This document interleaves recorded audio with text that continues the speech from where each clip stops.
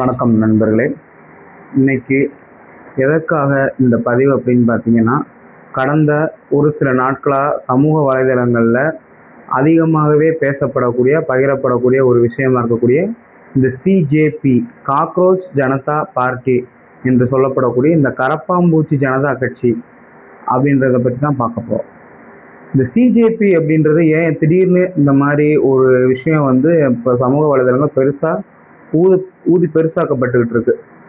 அதோட அடித்தளம் என்னன்னு பார்த்தீங்கன்னா, கடந்த சில நாட்களுக்கு முன்னாடி நம்முடைய உச்சநீதிமன்ற தலைமை நீதிபதி என்ன சொல்லியிருந்தாருன்னா, வேலை வெட்டி இல்லாமல், எந்த ஒரு வேலையும் இல்லாமல், எந்த ஒரு கொள்கையும் இல்லாமல், எந்த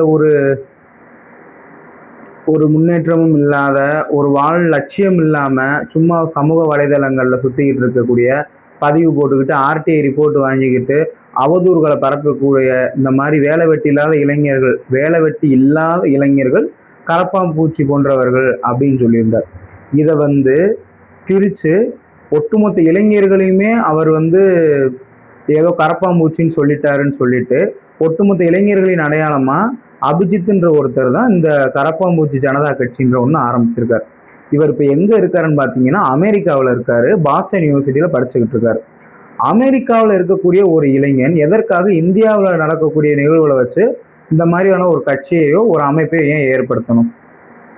இதுக்கு பின்னாடி ஏதோ ஒரு காரணம் இருக்கு. காரணம் இல்லாமல் இங்கே எதுவுமே இந்த உலகத்தில் நடக்கிறது இல்லை. தமிழில் ஒரு பழமொழி உண்டு, சோழியம் குடுமி சும்மா ஆடாது அப்படின்னு சொல்லிட்டு. நம்ம கண்ணு முன்னாடி நடக்கிறது எதுவுமே உண்மை கிடையாது. அதுக்கு பின்னாடி திரைமறைவில் எவ்வளவோ அரசியல் சூழ்ச்சிகள் நடந்துக்கிட்டு தான் இருக்கு.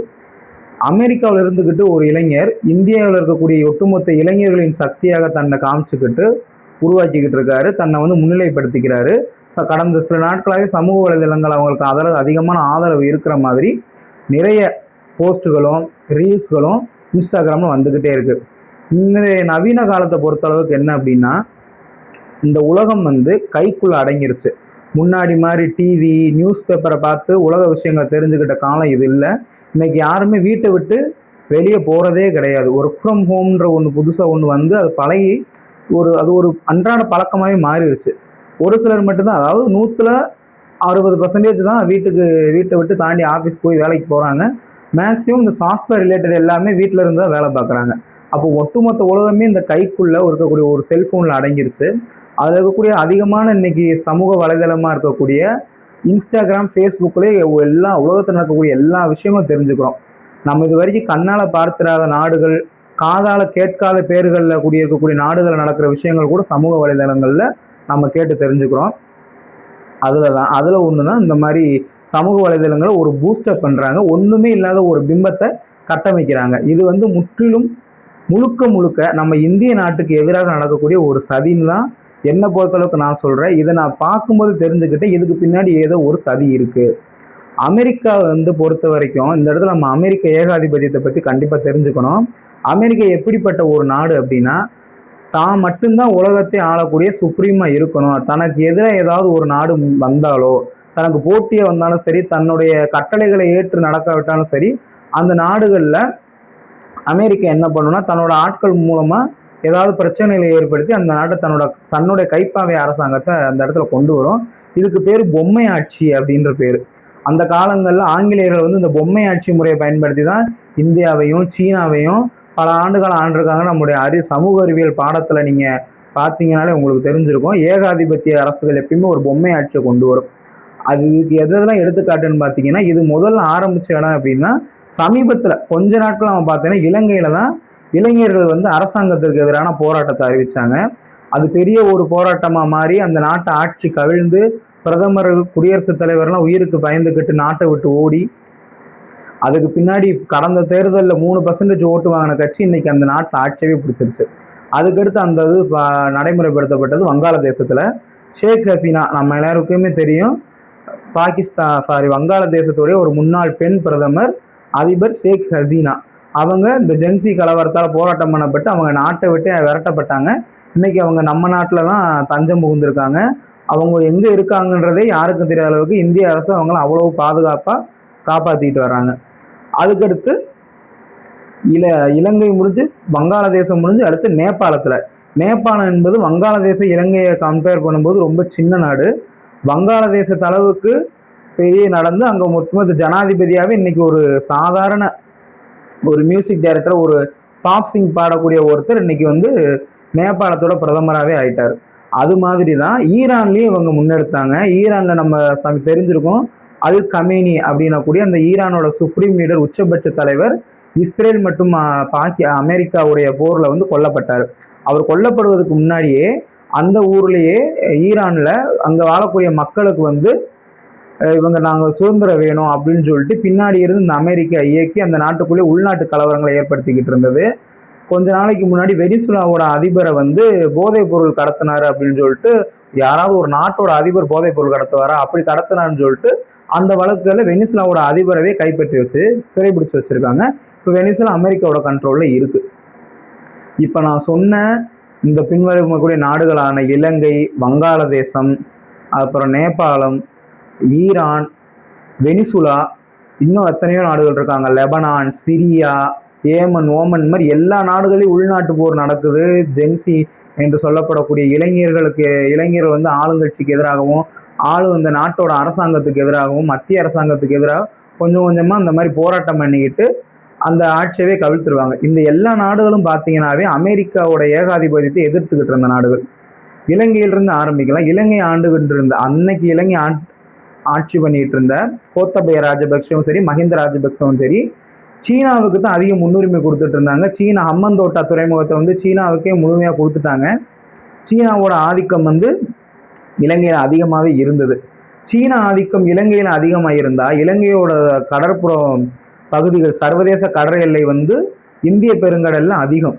அப்போ சீனாவுடைய ஆதிக்கம் வந்து அமெரிக்காவை வந்து மட்டுப்படுத்தும். அப்படின்றதுனால சீனா ஆதிக்கத்தை எதிர்க்கிறதுக்கு யாரெல்லாம் சீனாவுக்கு துணை போனாங்களோ இந்த இலங்கையை தான் முதல்ல அவங்க தாக்குனாங்க. ரெண்டாவது வங்காளதேசமும் சீனாவோடைய ஆதரவு நிலைப்பாடு எடுத்தாங்க. அதனால வங்காளதேசமும் சரி, நேபாளமும் சரி, ரெண்டு நாடுகளுமே சீனாவுடைய துணை நாடுகளாகவும் சீனாவுடைய கொள்கைகளுக்கு எப்பயுமே அவங்க வந்து வழிமொழியிற நாடுகளாகவே தான் இருந்தாங்க. இந்த ரெண்டு நாடுகளும் அமெரிக்காவால் நேரடியாக தாக்கப்பட்டன. மூணாவது ஈரான் வந்து கடைசி வரைக்கும் அமெரிக்க ஏகாதிபத்தியத்தை எதிர்த்து தான் மறைந்த தலைவர் கமேனி அவர்கள், உச்சபட்ச தலைவர், இறுதி வரைக்கும் தன் உயிர் மூச்சு இருக்கிற வரைக்கும் அமெரிக்க ஏகாதிபத்தியத்தை எதிர்த்தார். அவர் எதிர்த்தனால் அவர் கொல்லப்பட்டார்.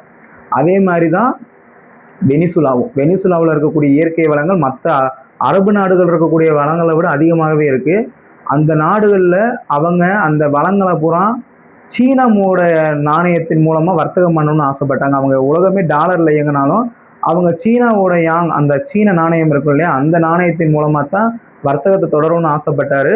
ஆனால் அதற்கு அவங்க கொடுத்த விலை வந்து சீனாவுக்கு உதவியதனால வெனிசுலாவை வந்து அமெரிக்கா தன்னுடைய கட்டுப்பாட்டில் இன்னைக்கு எடுத்திருக்கு. யாரெல்லாம் அமெரிக்காவுக்கு எதிராக செயல்படுறாங்களோ, அமெரிக்காவோட கட்டளைகளை எதிர்க்கிறாங்களோ, அவங்களை எல்லாமே சீனா, அது எந்த நாட்டுக்கு துணை போனாலும் சரி, அவங்க எல்லாத்தையுமே அமெரிக்கா வந்து இப்படித்தான் கையில் எடுத்து அந்த நாட்டையே ஒன்றும் இல்லாமல் பண்ணிடுவாங்க. இது வரைக்கும் அமெரிக்க ஏகாதிபத்தியத்திலிருந்து தப்பிச்ச ஒரே ஒரு நாடு இருக்குன்னா அது ஆப்கானிஸ்தான் மட்டும்தான். ஆப்கானிஸ்தான் தாலிபான்கள் வந்து பல வருடமாக அமெரிக்காவை எதிர்த்துக்கிட்டு இருந்தாங்க. அப்புறம் அமெரிக்காவுக்கு சாதகமான ஒரு ஆட்சி அமைஞ்சதுக்கப்புறம் சமீபத்தில் ஒரு 5-6 வருஷங்களுக்கு முன்னாடியே தாலிபான்கள் கை ஓங்கினதுனால அமெரிக்கா ஆப்கானிஸ்தானத்தை விட்டு வெளியே போயிடுச்சு. அடுத்து பாகிஸ்தானுடைய குறி தான் மன்னிக்கணும், அமெரிக்காவோட அடுத்த குறி யாருன்னா பாகிஸ்தானும் இந்தியாவும் தான். ஏன்னா மறைந்த இப்போ இருக்கக்கூடிய பாகிஸ்தானுடைய முன்னாள் பிரதமர் இம்ரான் கான், அவர் வந்து இராணுவ புரட்சி ஏற்பட்டு கைது செய்யப்பட்டு இப்போ சிறையில் அடைச்சிருக்காங்க. அவர் உயிரோடு இருக்காரா இல்லையானே தெரியாது. அந்த இம்ரான் கான் வந்து மக்களால் தேர்ந்தெடுக்கப்பட்டு அரசியலுக்கு ஆட்சி பிடிச்ச இம்ரான் கான் தன்னுடைய அரசியல் வாழ்க்கையை முடிக்கிறதற்கு, அவர் ஆட்சி கலைக்கப்பட்டதற்கு பின்னாடி அமெரிக்கா இருக்கு அப்படின்றத அந்த நாட்டை சேர்ந்த ஒரு ஆய்வு நிறுவனமே அதுக்குண்டான தகவல்களையும் ஆதாரங்களையும் வெளியிட்டிருக்கு. ஏன்னா இம்ரான் கானும் அமெரிக்காவுக்கு எதிரான சீனாவுடைய ஆதரவை நிலைப்பாடு எடுத்ததுனால அவரும் பாதிக்கப்பட்டார், பழிவாங்கப்பட்டார். ஆனால் இந்த இடத்துல இந்தியா வந்து கொஞ்சம் வித்தியாசமானது.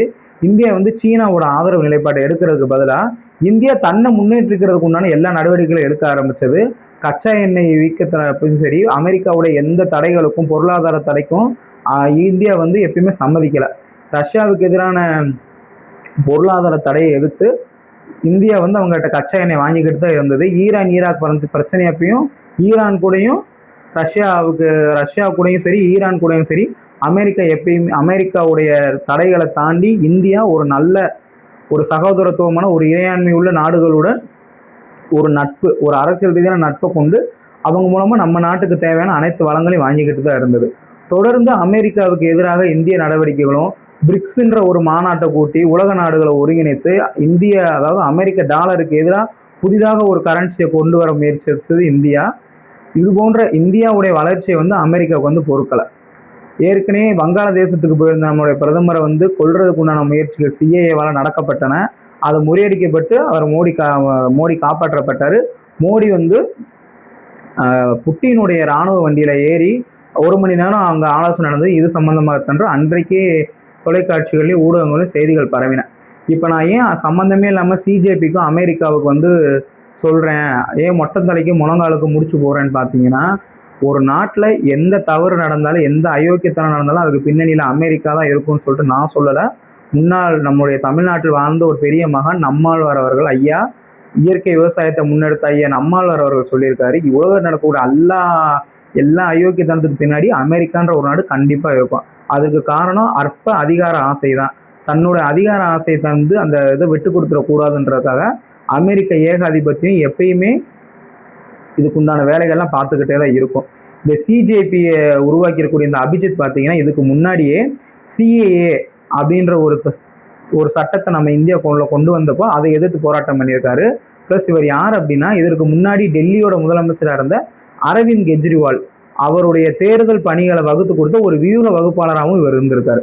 ஒரு வியூக வகுப்பாளராக இருந்துக்கிட்டு இன்னைக்கு வந்து ஒன்றுமே தெரியாத ஏதோ இளைஞர்களுடைய ஒட்டுமொத்த தலைவனாகவும் தன்னை பிம்பத்தை உருவாக்கிக்கிட்டு இருக்கக்கூடிய இவர் அமெரிக்காவில் இருக்கார். அமெரிக்காவில் இருக்கக்கூடிய ஒருத்தர் எதுக்காக இந்தியாவில் இருக்கக்கூடிய விஷயங்களை தலையிடணும்? இவர் நேரடியாக இந்தியாவிற்கே வந்து ஒரு கட்சி ஆரம்பிக்கலாமே. இன்ஸ்டாகிராமில் இருக்கிறவங்க என்ன ஆக போகுது? அப்பாவி இளைஞர்களை மூலச்செலவை செய்து இந்தியாவுக்கு எதிரான ஒரு போராட்டத்தை முன்னெடுக்கிறதுக்கான ஒரு முன்மாதிரியான திட்டமிடல். ஒரு எப்படி சொல்கிறது அப்படின்னு பார்த்தீங்கன்னா, சும்மா இது ஒரு பயிற்சி மாதிரி. நீங்கள் பார்த்தீங்கன்னா இப்போ அந்த சிஜேபிக்கு ஃபாலோவர்ஸ் பார்த்தீங்கன்னா 22 மில்லியனை தாண்டியிருக்காங்க. சுமார் 2 கோடி 22 கோடி 3 கோடி அந்த மாதிரி சம்திங் 22 மில்லியன் இது ஃபாலோவர்ஸுக்கு மேலே இருக்காங்க. அந்த ஃபாலோவர்ஸில் போய் நீங்கள் சர்ச் பண்ணி பார்த்தீங்கன்னா பாகிஸ்தான், வங்காளதேசம், அமெரிக்கா போன்ற நாடுகளை அடிப்படையாக கொண்ட ஐடிகள் தான் அதிகமாக அதை ஃபாலோ பண்ணுது. இது எல்லாமே பார்த்தீங்கன்னா ஃபேக் ஐடியாஸ். அதாவது நம்ம நாட்டு இளைஞர்கள் மத்தியில் அது வந்து பரவலாக இருக்குதுன்ற மாதிரி ஒரு பொய் பிம்பத்தை இந்த சிஜேபி வந்து ஏற்படுத்தியிருக்காங்க. இதற்கு முன்னாடி பார்த்தீங்கன்னா ஃபார்மர் ப்ரொட்டஸ்ட்னு சொல்லிட்டு ஒன்று நடந்தது. அது வந்து பெரிய அளவில் ஊதி பெருசாக்குனாங்க. அதுக்கப்புறம் ஆனால் அது வந்து இந்தியாவில் அது பெரிய அளவுக்கு எடுபடலை. அதுக்கப்புறம் ஓட் சோரி நடந்துருச்சு அப்படின்னு சொல்லிட்டு வாக்குகள் திருடப்பட்டன இந்தியாவில் அப்படின்னு சொல்லிட்டு ராகுல் காந்தி வந்து ஒன்று முன்னெடுத்தார். ராகுல் காந்திக்கு பின்னாடி எப்பயுமே ஒரு மர்மம் முடிச்சு இருந்துக்கிட்டே தான் இருக்கும். ராகுல் காந்தியோட மர்மம் முடிச்சுகளை பற்றி தனியாக ஒரு வீடியோவில் பார்க்கலாம். அந்த ஓட் சோரியும் பெருசாக மக்கள் மத்தியில் எடுபடலை. அப்புறம் எப்ஸ்டீன் ஃபைல்ஸ்னு ஒன்று ரிலீஸ் ஆச்சு. உலகம் ஃபுல்லாகவே அது பெரிய அதிர்வலைகளை ஏற்படுத்துச்சு. ஆனால் அதில் மோடி பேரும் இருக்குன்னு சொன்னாங்க. மோடியை பற்றி எப்ஸ்டீன் ஃபைலில் பெண்களுடன் அவர் தொடர்பில் இருந்தார் வச்சார்ன்ற மாதிரியான எந்த தகவல்களுமே எப்ஸ்டீன் ஃபைலில் குறிப்பிடப்படலை. அதுக்கு மோடிக்கு எதிராக அதை பெரிய ஆயுதமாக பயன்படுத்தினாங்க. ஆனால் அது வந்து மக்கள் மத்தியில் எடுபடலை. மக்கள் தொடர்ந்து மோடியை வந்து ஆதரிக்கிறாங்க. இந்த அரசாங்கம் வந்து சரியான அரசாங்கமாக இருக்குது இல்லை, அது 2வது பட்சம்.